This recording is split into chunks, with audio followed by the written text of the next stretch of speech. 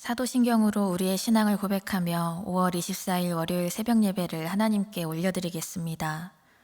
전능하사 천지를 만드신 하나님 아버지를 내가 믿사오며 그 외아들 우리 주 예수 그리스도를 믿사오니 이는 성령으로 잉태하사 동정녀 마리아에게 나시고 본디오 빌라도에게 고난을 받으사 십자가에 못 박혀 죽으시고 장사한 지 사흘 만에 죽은 자 가운데서 다시 살아나시며 하늘에 오르사 전능하신 하나님 우편에 앉아 계시다가 저리로서 산자와 죽은 자를 심판하러 오시리라.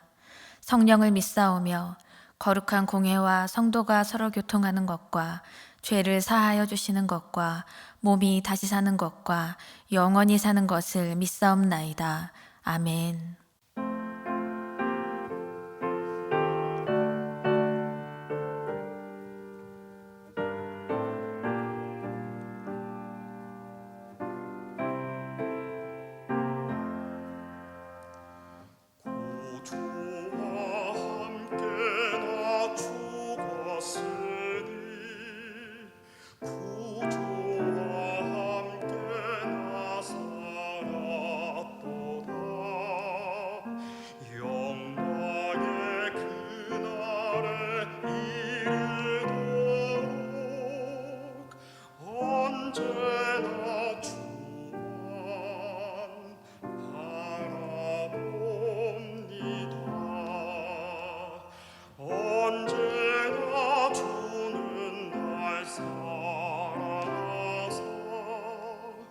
언제나 새 생명 주시나니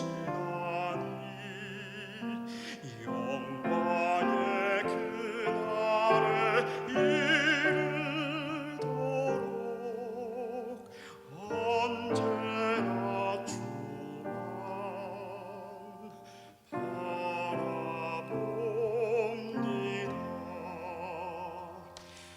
마음속에 시험을 받을 때와 무거운 근심이 있을 때에 주께서 그때도 같이 하사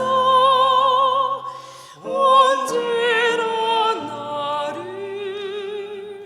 도와주시네.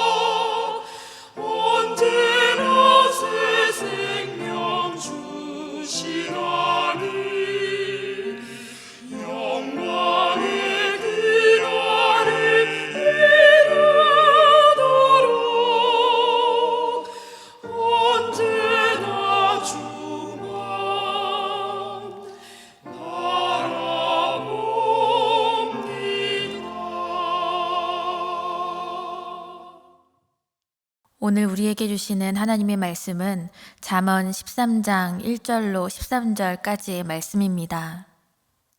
지혜로운 아들은 아비의 훈계를 들으나 거만한 자는 꾸지람을 즐겨 듣지 아니하느니라. 사람은 입의 열매로 인하여 복록을 누리거니와 마음이 개사한 자는 강포를 당하느니라. 입을 지키는 자는 자기의 생명을 보전하나 입술을 크게 벌리는 자에게는 멸망이 오느니라. 게으른 자는 마음으로 원하여도 얻지 못하나 부지런한 자의 마음은 풍족함을 얻느니라. 의인은 거짓말을 미워하나 악인은 행위가 흉악하여 부끄러운 데에 이르느니라. 공의는 행실이 정직한 자를 보호하고 악은 죄인을 패망하게 하느니라. 스스로 부한 채하여도 아무것도 없는 자가 있고 스스로 가난한 채하여도 재물이 많은 자가 있느니라. 사람의 재물이 자기 생명의 속전일 수 있으나 가난한 자는 협박을 받을 일이 없느니라. 의인의 빛은 환하게 빛나고 악인의 등불은 꺼지느니라. 교만에서는 다툼만 일어날 뿐이라. 권면을 듣는 자는 지혜가 있느니라. 망령되이 얻은 재물은 줄어가고 손으로 모은 것은 늘어가느니라. 소망이 더디 이루어지면 그것이 마음을 상하게 하거니와 소원이 이루어지는 것은 곧 생명나무니라. 말씀을 멸시하는 자는 자기에게 패망을 이루고 계명을 두려워하는 자는 상을 받느니라. 아멘. 사랑의 하나님 감사합니다. 하나님의 말씀이 우리에게 생명이 되고 우리를 풍성케 하심을 믿으며 이 시간 나아갑니다. 우리의 인생이 주인 되신 하나님 아버지의 그 말씀과 뜻하심에 온전히 귀 기울일 줄 아는 지혜로운 인생이 되기를 간절히 원하오니 영원한 생명으로 인도하시는 그 계명에 우리가 순종하고 그 말씀을 우리의 작은 입술로 크게 선포하는 지혜를 덧입혀 주셔서 생명나무와 같은 그 지혜를 오롯이 쫓아가는 삶을 우리 모두가 살게 하여 주시옵소서. 오늘도 하나님 앞에 예배하게 하시니 감사합니다. 함께 예배하는 주의 자녀들이 한 분 하나님 앞에 영광의 예배자로 서서 영광의 예배를 온전히 올려드리는 이 시간 되게 하여 주시옵소서. 이 모든 것 예수님의 이름으로 감사하며 기도드립니다. 아멘. 오늘 하루도 이 귀한 첫 시간을 하나님께 올려드리는 모든 성도님들 위해 살아계신 하나님을 경험하시는 그 은혜가 충만하게 임하시기를 간절히 소망합니다. 우리가 함께 살펴보고 있는 이 잠언서를 들여다보면 1장부터 31장까지의 내용 중에 이제 10장부터 22장까지의 내용을 소위 375가지의 교훈이라고 묶었습니다. 그래서 잠언 10장 이후로는 일상적인 삶에서 필요한 지혜가 무엇인지 그리고 따라야 할 지침이 무엇인지 더욱 강하게 드러내고 있습니다. 지혜로운 아들과 어리석은 아들을 대조시키고 있고요. 그들이 말과 행동이 어떠한지를 보여주고 그리고 선한 사람, 즉 의인과 미련한 악인이 언어 사용을 어떤 형태로 하고 있는지 그로 인해서 삶이 어떻게 달라지는지 말씀으로 계속해서 보여주고 있습니다. 오늘 함께 나누실 잠언 13장의 말씀에서도 계속해서 지혜로운 아들과 그 어리석은 아들 그리고 그들의 말과 행동에 대해서 이 말씀이 담겨져 있는데요. 그래서 잠언을 계속 읽어가다 보면은 이렇게 비슷하게 반복되고 있는 것처럼 느껴질 때가 많이 있습니다. 그러나 우리가 말씀 속에서 붙잡아야 할 것은요, 지루하다, 왜 반복되냐 이것이 아니라요. 잠언에서 이렇게 거듭해서 강조하고 있는 것, 말과 행동이 얼마나 중요하고 말이 미치는 영향력이 얼마나 큰지 기억하라. 그러므로 신중하게 살아가야 한다라는 그 큰 뜻을 우리가 절대로 놓치지 말아야 할 것입니다. 그래서 저는 이 시간 이 본문 말씀 속에서 우리가 순종해야 할 지혜의 말씀, 듣고 말함에 대해서 저는 주목하고자 합니다. 우의독경이라는 말이 있습니다. 소기의 경읽기라는 뜻이죠. 아무리 가르치고 일러주어도 알아듣지 못하는 상황을 두고 많이들 이렇게 표현을 합니다. 알아듣지를 못하니까 그에게서 나오는 말 또한 괴리감이 있다는 것이지요. 말을 듣는 것과 하는 것은 이렇게 강력하게 연결되어 있습니다. 그래서 잘 듣는 사람이 말하는 것 또한 잘합니다. 사람의 배움은 들음에서부터 시작됩니다. 그렇기 때문에 듣기를 싫어할수록 배움과는 점점 멀어질 수밖에 없는, 그 배움의 지혜와는 점점 멀어지는 것이지요. 잠언 말씀에서 계속 강조하는 것처럼 듣고 말하는 것이 참 중요하다는 것을 이 시간 기억하시기를 바랍니다. 그래서 우리 자신을 향해서 또한 질문해야 하고 되짚어봐야 하는 것은, 그렇다면 내가 듣는 것 자체를 잘하고 있는가? 그렇다면 나는 무엇을 듣고 있는가? 또한 듣는 것처럼 말하는 것 자체를 내가 잘하고 있는가? 그렇다면 나는 무엇을 말하고 있는지, 어떻게 말하고 있는지 생각해 보아야 할 것입니다. 이것이 지혜로운 인생, 의로운 인생으로 나아가는 지혜이기 때문입니다. 오늘 본문 13장은 이렇게 시작하고 있습니다. 1절 말씀을 보시면, 지혜로운 아들은 아비의 훈계를 들으나 거만한 자는 꾸지람을 즐겨 듣지 아니하느니라 말씀하고 있습니다. 이 말씀의 맥락에서 지혜와 어리석음은 바로 들음으로 결정되고 있다는 것이죠. 지혜로운 사람은 듣습니다. 하지만 거만한 사람은 제멋대로 하고 듣지 않습니다. 이 말씀에서 나오는 이 아비의 훈계는 하나님의 말씀이라는 의미로 확장시킬 수가 있겠는데요. 그렇다면 이 지혜로운 아들이 아비의 훈계를 듣는 이유는 무엇일까요? 아버지가 하는 말이 옳다고 여겨지니까 듣습니까? 아니면 이것저것 다 생각해보고 그 말씀에 대해서 재보니까 맞는 것 같다고 여겨져서 따르는 것입니까? 그렇기 때문에 듣고 따른다면 그것은 진정한 들음이 아니라는 것입니다. 내가 납득이 가고 내가 이해가 가야 듣는다면 그것은 여전히 제멋대로 듣지 않는다는 것이지요. 내가 생각하기에 그 훈계, 그 말이 맞다고 여겨져서가 아니라 그 말씀을 하시는 분이 누구이신지 그분을 먼저 알고 그것을 순종하여 듣는 것이 이 시간 우리에게 필요합니다. 그 말씀을 하시는 아버지를 내가 인정하기 때문에 당연히 듣고 따르는 것이 진정한 들음이라는 것입니다. 그것이 바로 지혜로운 삶이라는 것이죠.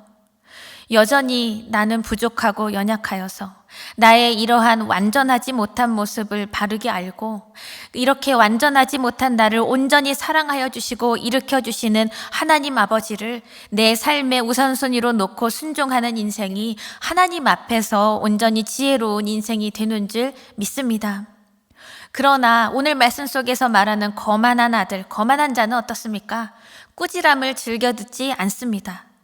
그런데 꾸지람을 듣기 좋아하는 사람이 얼마나 많을까요?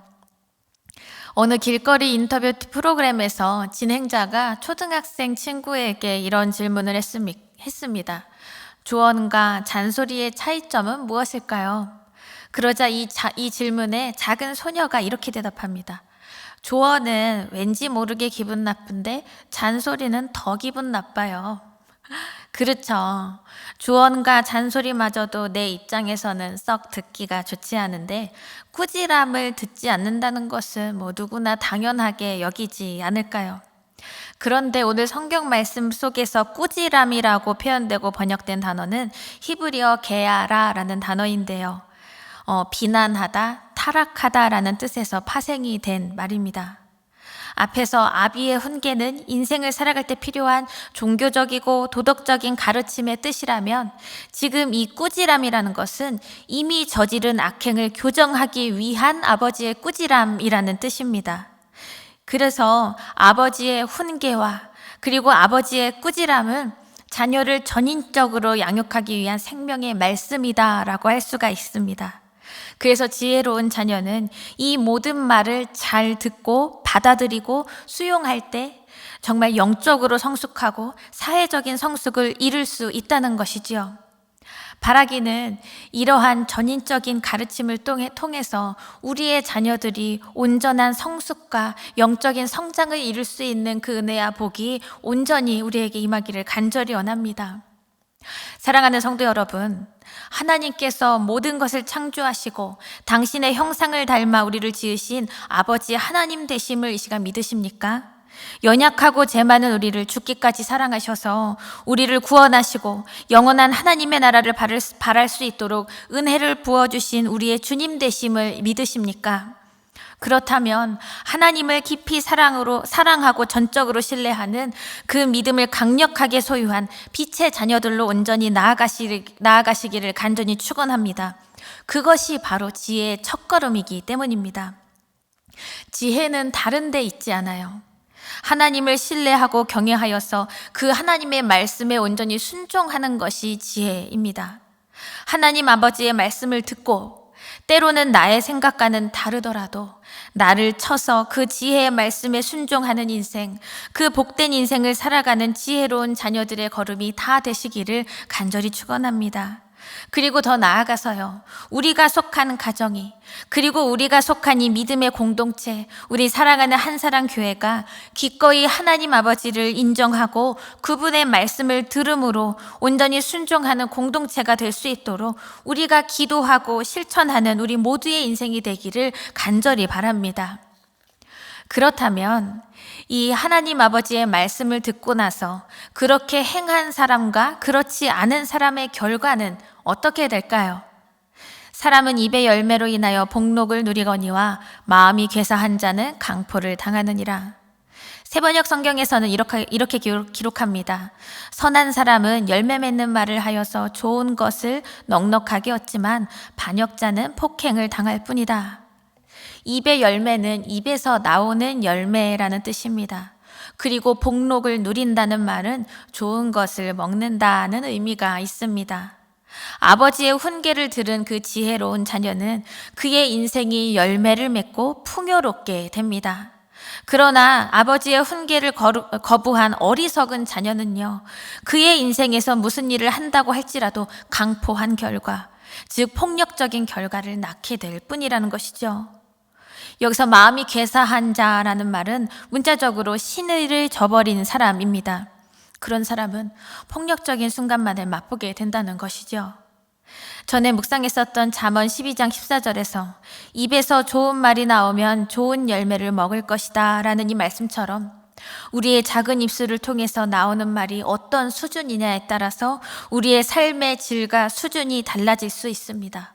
말 한마디로 천냥빚을 갚는다라는 것입니다. 그렇다면 입의 말을 지키는 자는 어떻게 되는지 말씀이 계속해서 이어집니다. 3절의 말씀, 입을 지키는 자는 자기의 생명을 보전하나 입술을 크게 벌리는 자에게는 멸망이 오느니라. 자기의 입을 스스로 감시하고 경계하는 그러한 지혜로운 자는 자기의 생명을 보존합니다. 그런데 불필요하게 입을 벌려서 크게 벌려서 말을 많이 하는 사람은 실수도 많고 파멸밖에 남는 것이 없습니다. 여기서 입을 크게 벌린다는 이런 것은 충동적으로 말하다, 경멸적으로 웃다라고 학자들이 해석하기도 하는데요. 이런 사람은 자기 스스로를 파멸시킨다는 것이죠. 잠언에서는 이렇게 일관되게 말을 부주의하게 하는 것을 어리석음의 전형으로 다루면서 멸망이 있다고 계속해서 이렇게 경고를 합니다. 사랑하는 여러분, 간절히 원하기는 우리의 입술을 지켜서 적절한 언어를 구사하고 신중하게 말할 수 있는 지혜로운 인생을 살아가시기를 간절히 원합니다. 나의 언어 생활, 나의 언어 습관을 한번 들여다 보십시오. 지금까지 여러분은 어떠한 말의 씨앗을 뿌리며 살아오셨습니까? 생명과 구원의 씨앗, 사랑과 화합의 씨앗을 뿌려가고 계십니까? 말 한마디가 참 쉽고 날카롭고 위험한 말을 서슴지 않는 나의 입술이 보이지는 않으시는지요? 잠언 21장 23절 말씀에서 입과 혀를 지키는 자는 그 영혼을 환난에서 보전하느니라 말씀합니다. 여러분, 말은 아낄수록 빛이 나고 그리고 아껴진 말의 무게야말로 가장 무겁습니다. 말은 마음의 상태에서 나오는 것입니다. 자녀와 배우자, 가족에게 들려주는 나의 말이 생명의 말씀이 아니라 세상 풍조만을 담아낸 것밖에 되지 않는다면 그 말을 멈추십시오. 그리고 나의 마음과 생각을 다듬어서 하나님의 말씀과 그 사랑을 전해줄 수 있는 건강하고 지혜로운 입술을 소유한 우리 모두가 되기를 원합니다. 나의 입술에서 나오는 말이 거짓뿐이고 부정적이고 생명을 죽이는 나쁜 힘이 담겨져 있다면, 그래서 직장 동료들이 나 때문에 상처받고 이웃에게 나의 말이 폭력이 되고 믿음의 공동체를 나의 말 때문에 헤쳐가고 있다면 멈추십시오. 그래서 그 결과가 실수와 파멸뿐인 것을 막아내어야만 합니다. 우리는 지혜로운 말의 습관, 언어적인 습관을 가지고서 하나님을 기쁘시게 하는 지혜로운 걸음을 온전히 걸어야 할 줄로 믿습니다. 베드로전서 3장 10절 말씀, 그러므로 생명을 사랑하고 좋은 날 보기를 원하는 자는 혀를 금하여 악한 말을 그치며 그 입술로 거짓을 말하지 말고. 이 고백처럼 하나님 앞에서 온전히 기도하고 하나님이 주시는 마음을 되뇌어서 선포할 수 있는 영적인 언어 생활, 생명력이 있는 입술을 사모하는 마음으로 우리 모두가 설 수 있기를 간절히 원합니다. 그래서 신중하고 강력하게 생명의 말을 온전히 전할 수 있는 우리 모두의 인생이 될 수 있기를 간절히 원합니다. 이렇게 지혜로운 인생을 살아가는 우리 모두가 되기를 원합니다. 오늘 이 13장의 말씀을 계속해서 보면 정직하고 지혜로운 입술로 지혜로운 인생을 사는 의로운 인생은 악한 인생과 비교해 볼 때 모든 것의 결과가 정반대라는 것을 우리가 알 수가 있습니다. 5절 말씀을 보시면 의인은 거짓말을 미워하나 악인은 행위가 흉악하여 부끄러운 데에 이르느니라 고백합니다. 의인은 거짓말을 미워하지만 악인은 흉악하여서 수치스럽게 됩니다. 거짓말은 무엇인가요? 속이는 말이고 기만하는 말이고, 그리고 그릇되고 위선적인 말이 바로 거짓말입니다. 옳은 것을 행하는 의인이 거짓말을 좋아할 리가 없겠지요. 또한 하나님을 보면 하나님께서도 거짓말을 미워하신다고 말씀하셨는데요. 그러므로 하나님의 편에 의인이 서는 것입니다. 그래서 이렇게 하나님의 편에 선 의인은 하나님의 보호를 받고, 그리고 죄악된 편에 선 악인은 결국은 무기력하게 더욱더 깊게 죄 가운데로 나아갈 수밖에 없을 것입니다. 요즘 가짜뉴스가 무분별하게 퍼지고 있고 온갖 거짓 정보의 홍수의 시대를 우리가 살아가고 있습니다. 한 사람이 이러한 가짜뉴스나 거짓 정보 때문에 그 인생이 불명예로 얼룩져 버리는 것이 참 쉬워졌습니다. 사회에 파장을 미치는 수준도 쉽게 걷잡을 수 없을 정도입니다. 에베소서 4장을 보면 25절에서 그런즉 거짓을 버리고 각각 그 이웃과 더불어 참된 것을 말하라. 이는 우리가 서로 지체가 됨이라 고백하는 이 말씀처럼 한 인간의 언어 활동, 그리고 그 행동의 양식이 공의로운가는 뗄래야 뗄 수 없는 관계에 있음을 우리가 알 수 있습니다. 그래서 지금 우리의 시대가 거짓이 아닌 정직함을 붙잡으려면 손해보는 것 같기도 하지만 당장의 손해에 우리의 마음을 빼앗기지 마십시오. 그래서 들음과 말하는 것, 그것에 이어지는 행실에 흠이 없도록 우리 스스로를 온전히 믿음으로 지켜낼 수 있어야만 합니다. 그것은 우리가 하나님의 편에 서기로 작정하고 우리가 의로운 삶으로서 방향을 정할 때에 그러한 삶이 가능하다는 것입니다. 9절 말씀을 보면 의인의 빛은 환하게 빛나고 악인의 등불은 꺼지느니라 말씀하십니다. 여기서 의인의 빛이란 햇빛같이 영원하고 찬란하고 강렬한 빛을 말합니다. 그런데 악인의 등불이 꺼진다는 것은 무엇일까요? 이 표현은 고대 이스라엘에서 큰 재앙을 상징하는 그러한 표현인데요.